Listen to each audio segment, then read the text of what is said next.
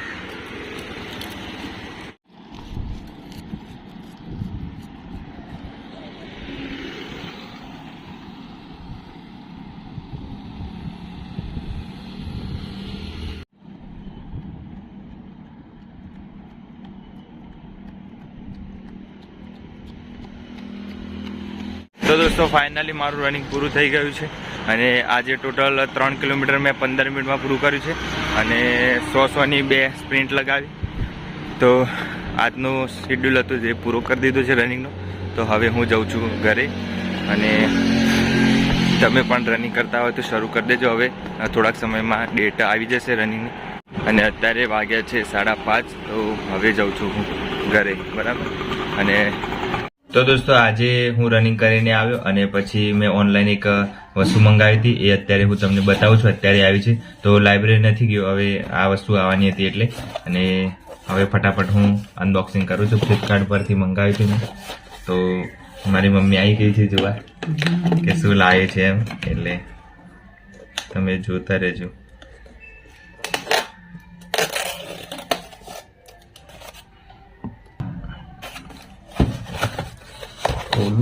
Mummy ने खबर नहीं अंदर शू है। मम्मी ने एवं है कि कई खावानी वस्तु हशे एवं कीधुं कोई खावानुं लाव्युं छे ना मैं एक वस्तु मंगाई है कि खावानुं लाव्यो तो आपणे तो तैयार थई गया हवे के खाई लीए मजा पड़शे। जो सेनु वस्तु छे गार्नियर बराबर गार्नियर नी पेकिंग छे।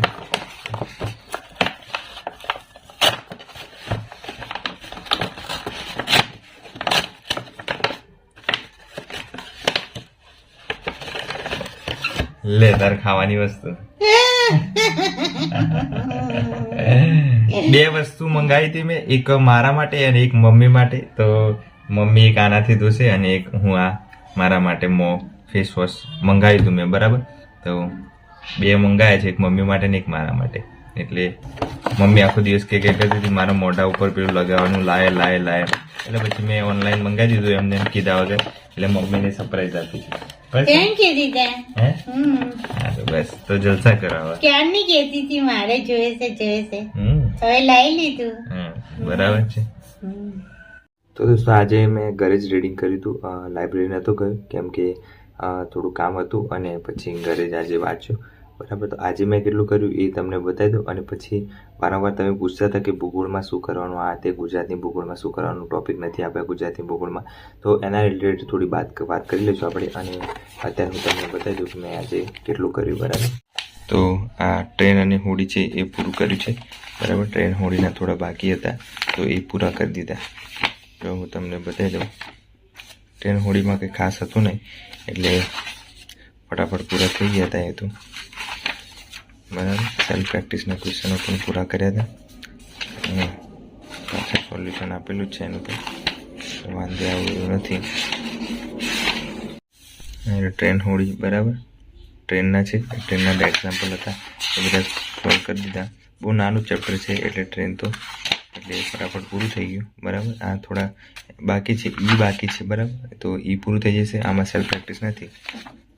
તો આટલું હતું એ બધું પૂરું કરી દીધું મેં બરાબર। એટલે હવે હોડી છે, હોડી તો 2-3 ક્વેશ્ચનો જ હતા, બહુ વધારે હતું નહીં હોડીમાં।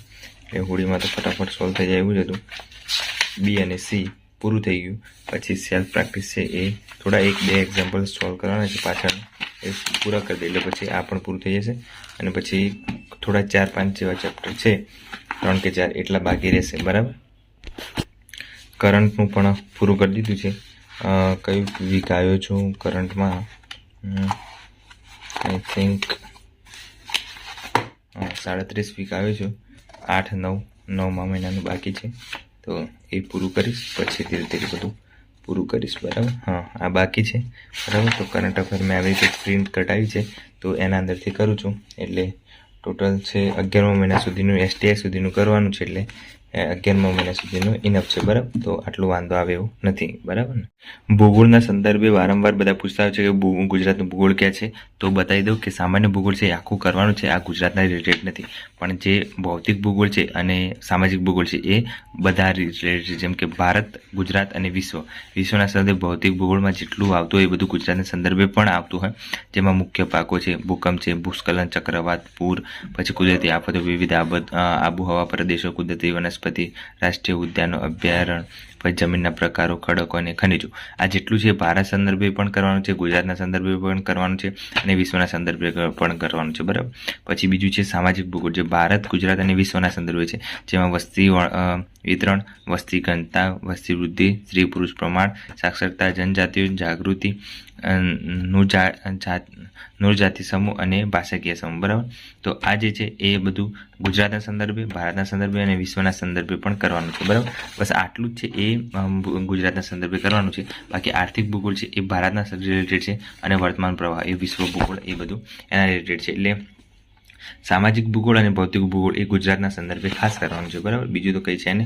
સાંસ્કૃતિક વારસો, સાંસ્કૃતિક વારસામાં ભારત અને ગુજરાતના સંદર્ભે જે કળા, સ્વરૂપ, સાહિત્ય, શિલ્પ છે એ બધું ગુજરાત અને ભારત બંને વસ્તુ છે. પછી આ મેળાઓ છે એ ભારત સંદર્ભે છે અને ગુજરાતના સંદર્ભે આ બધું કરવાનું છે.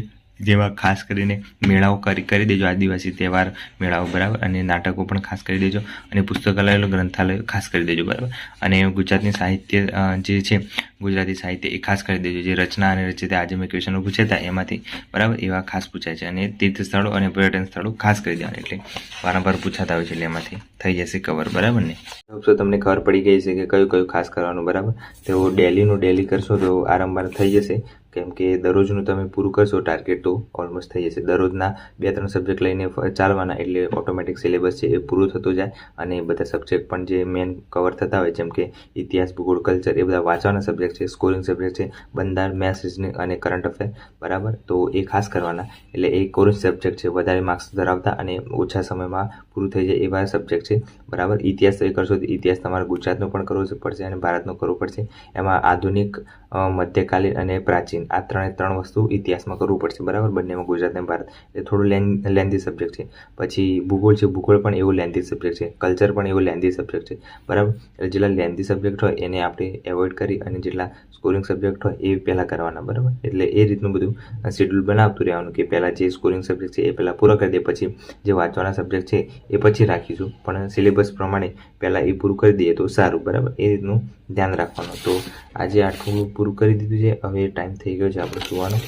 બરાબર. કેટલા વાગ્યા છે?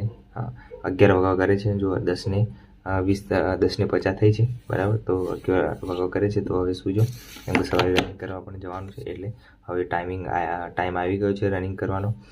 કેમ કે દરરોજ જવું જરૂરી છે. હવે રજા પાડીશું તો લોચા પડે એના કારણે. બરાબર. તો દરરોજ જવું જરૂરી છે, કેમ કે હવે થોડાક સમયમાં ડેટ જાહેર થઈ જશે. તો મહેનત કરતા રહ્યો. અને કાલે આપણે લાઈવ શરૂ કરીએ છીએ.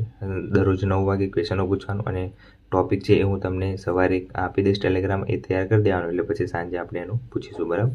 પ્રશ્નો તો ખાસ તૈયાર કરીને આવજો અને ક્વેશ્ચનો એવી રીતે પૂછતા રહીશું, લાઈવમાં મળતા રહીશું. બરાબર. તો આજ માટે આટલું રાખીએ. હવે હું સુઈ જાઉં છું. બરાબર. મળીએ નવા વિડીયોમાં. જો ચેનલ પર નવા તો સબસ્ક્રાઈબ કરી દેજો. બરાબર. જય હિન્દ, જય ભારત.